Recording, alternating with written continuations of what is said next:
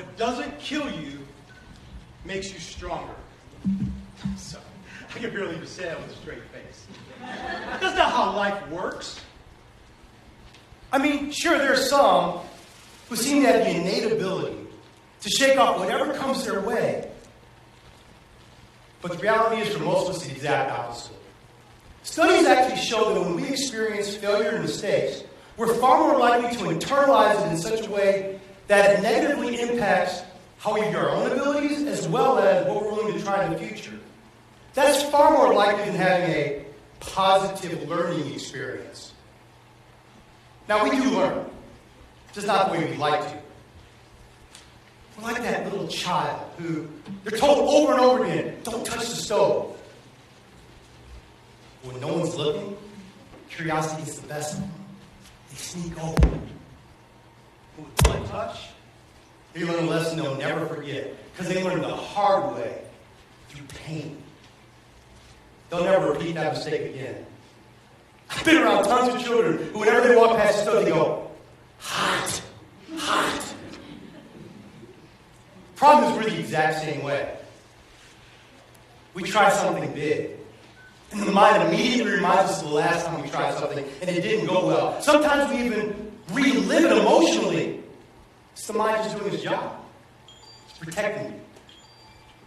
See, for us, it's not the stove that's hot. It's our past failures. So we stop dreaming. And it happens so suddenly you don't even realize it. Years ago, I was driving north on US 12, entering Wisconsin Dells, where I'd be spending the night. I had my wife, my young son, and another couple, and we were going to a company retreat. You know those retreats that are far more work than retreat, those things. We just had two problems. First, we had no reservations. See, we hadn't planned on coming up the night before, but our plans fell through. So, in an age before smartphones and online reservation systems, we had to rely on road maps and highway signs. Second problem is that a few years before, my wife and I made the radical decision to leave our well-paying, comfortable corporate jobs to work in the world of nonprofit.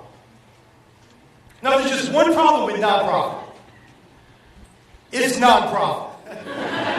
There's no money. Look, listen. We took a 67% cut in pay while living in downtown Chicago 3 weeks after getting married. She said, "Ooh, dude, I lived it, okay? Trust me. It was tough, you know." And so now, to make matters worse, our employers actually said, if you go up the night before, we can't reimburse you for your accommodations. So now here I am, and I'm driving, and I'm looking at signs, and I'm just, with every sign, I'm losing hope, because I don't know how we're going to do this. And then finally, I saw the one sign. It was a sign that it represented safe, clean, and cheap. Motel 6. So we pull in the parking lot, we go to the front desk. You can imagine our shock when we were reminded of the fact that we were at a tourist destination during the summer, the peak of tourist season. We couldn't even afford the Motel 6.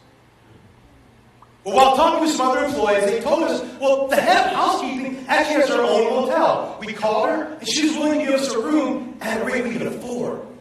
So we got back in our cars, drove 2.5 miles, to the scariest place I've ever been in my entire life. We locked our families in the car. I go to the front desk. I rang the bell. You don't ring bells. And out came the creepiest woman Did you ever see the movie Psycho? That I'm living it, right? And she's standing in front of me, and she's so happy to see us. And she's like, "Oh, we heard you're coming. I got your rooms ready for you." And so now, my acquaintance, he just pulls out his credit card, ready for a transaction. I'm like, "Whoa, let's see the room first." He said, "Sure." So she takes us on a tour of the room. You just open up the door and let us see it. But she's so excited. "Oh, look, here's the bed, here's the sink, here's the toilet that works." I'm like, and all the time I'm thinking, something's missing. And then she asked, "Do you have any questions?" It hit me. And I looked at her and I said, "Are there any phones in the room?" And And she looked back at me with those beady little eyes and said, honey, this ain't the Motel 6. You know, I thought about that for years. How did we get there? No, how did she get there? You don't start a dream thinking about what you won't become. Think about what you will do, what you will become. But somewhere in the process, dreaming big got hard. And hard became hot. And so she did what we all do. Play it safe. Stop dreaming. We build our own little environment, our own little ecosystem where it's nice and safe, where it's comfortable. We build a comfort zone. Now, the funny thing about a comfort zone is it's one of those phrases we use all the time without fully understanding what it means.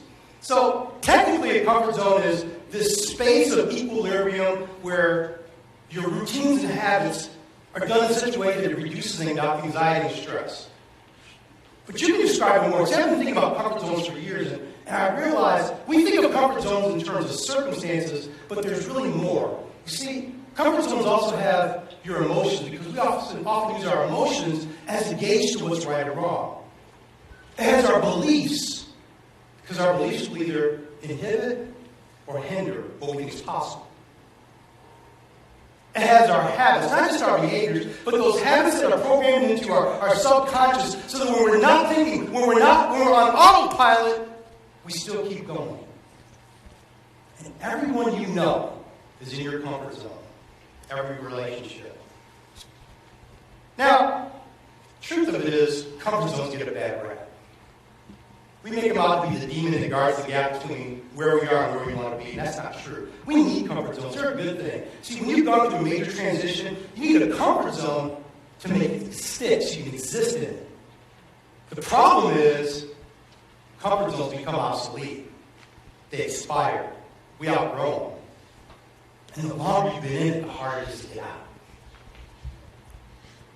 And see, when you don't know what a comfort zone is, you think, well, I'll get out by doing something amazing. You know what? I'll try skydiving, and that'll get me out of my comfort zone, and I'll be able to do all these other things. And we confuse discomfort with getting out of our comfort zone. So we get on a perfectly good plane and jump out, and after the adrenaline wears off, we land right back in our comfort zone. Sometimes we think, well, if the dream is big enough, it's got enough of a return on investment, that'll do it. And so we strive for it. But then at some point, it becomes hard, and we're pushing for it, and it just seems like our comfort zone has this gravitational force that pulls us right back in the middle. When I was young, I was a bit of a nerd. I know that's hard to believe looking at me now. But no, really, I was a nerd. There are two numbers that always stood out to me. The first one is 186,282.396 miles per second.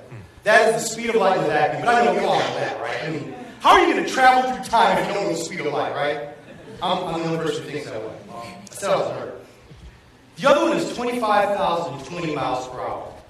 That's the speed that an object on the surface of the Earth needs to reach to escape the gravitational pull of the planet. It's called escape velocity. Now, technically it's a little more complex than that, but if an object doesn't have enough propulsion, it'll get either stuck in orbit, or it'll come crashing right back down to the surface of the Earth. Now, scientists have figured out how to escape the gravitational force of our planet, but we don't think about how to escape the gravitational force of our comfort zones. We think that if the dream is big enough, that'll do it. Often it's not. We need something more. As a young engineer, I remember we were studying quality. We talked about ROI. But then we were reading the writings of Duran Crosby, and they talked about this other thing. They said, you know, what happens if you don't meet certain quality standards? They came up with this phrase called price of nonconformance. Because if you don't meet certain quality standards, it's going to cost you. It may cost you in terms of returns. It may cost you in terms of lawsuits. It may cost your brand, and so people will buy in the future. And the hope was that if the cost was high enough that you can make decision makers choose to hit these standards, it would motivate them. For you and I, it's not the price of non-performance. We have to think about, what's the price of not changing? So we think about the best case scenario of what if we do it. But you ever think, what if I don't dream big? I don't go for it? What's the worst case? See, many of us, even in this room, we've had dreams we wanted to pursue, and they were right in front of us. We were scared, right? And even to this day, we think about it. What if I had just? Well, what if in that moment you had thought about the repercussions, the consequences of not going forward? What if you had written it down? What if you really internalized it? What if you were willing to go through the pain of the worst case scenario to motivate you, to propel you out of your comfort zone? Because consequences motivate us. See, it's when a doctor, when she tells her patient, look, if you don't change your diet, you will not be around to see your grandkids. That's when they change, because I've seen it happen. So when an employer says, look, I really like you, but if you don't fix that bad attitude of yours, we're going to lose more clients, we're going to fire you, you won't get to take care of your family. That's when people change. So when people realize, if you keep doing what you're doing, you're going to lose something that's very important to you. See, that price of not changing is a powerful motivator because it disrupts your comfort zone. It removes the gravitational force and it propels you out. And it makes you not want to go back. Because that's the challenge. When you're going out, you want to go back. You know, my wife and I took that 67% cut in pay. It didn't just happen. You don't wake up and go, we've been married 3 weeks now. We make way too much money. We should fix that. No, that's not the way it goes. You see, before we got married, before we were dating, before we even knew each other, we both volunteered for different parts of a program called the Cabrini Green Youth Program. Cabrini Green was one of the most notorious housing projects in the country. One of the poorest, one of the most dangerous, one of the most violent. And I decided to mentor youth there. It was a life-changing experience because I had never been through anything like this. And the kids were amazing. There was one kid who always stood out. His name was Osi. Osi was brilliant, like brilliant. And his social skills were off the chart. And he had it. You know what I mean by it? He had it. And he had everything you would need to succeed. And then one day, he came in down. He wouldn't talk. And it wasn't like him. So I asked him what was wrong, but he wouldn't talk. So I gave him a little bit of time, but I realized he's not coming out of this on his own. So I said, hey, look, come on. We went down the hall to Seward Park Gym. Let's just shoot some baskets. And so we're playing around. We're just shooting, having fun. After about 15 minutes, he loosened up. I said, so, Osi, what's wrong? He said, well, it's my mom. So, what's wrong with your mom? He goes, well, she's gone. She's gone? She's dead? No. She's not dead. See, she leaves for 4 or 5 days at a time. And, I think she's on some kind of drug. So, for the last few days, I've been taking care of my 1-year-old brother. Osi was 6. Started thinking, what chance does this kid have? All of this talent. He can't even go to school. He's taking care of his brother. Went back to work next week. I couldn't stop thinking about it. So we're going to have some big projects. I was working on my first patent, but I'm still thinking about Osi. And what about all the other Osis that were out there? What do you do? And so we got married. My wife and I decided to leave our corporate jobs. I left grad school. I was in one of the most prestigious grad schools in the world working on my MBA.